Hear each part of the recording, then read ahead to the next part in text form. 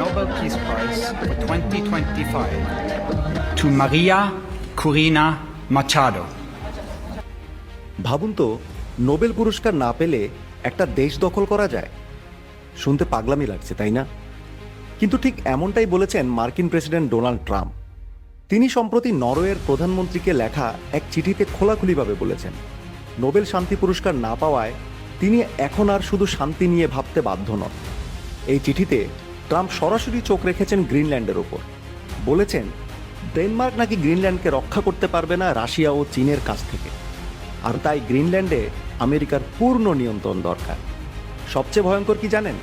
Trump বলেছেন, ডেনমার্কের গ্রিনল্যান্ডের ওপর মালিকানার নাকি কোনো লিখিত দলিলই নেই। কয়েকশো বছর আগে একটি নৌকা গিয়েছিল, এই নাকি মালিকানা। এবং তারপর বলেন, আমরাও তো নৌকা নিয়ে গিয়েছিলাম।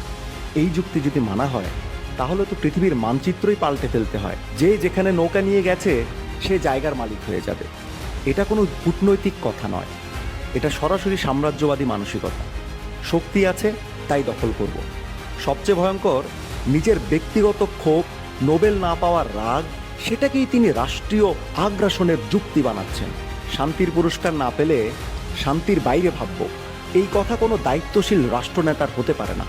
এটা একজন যুদ্ধবাজ মানসিকতার ঘোষণা। বাস্তবতা কি?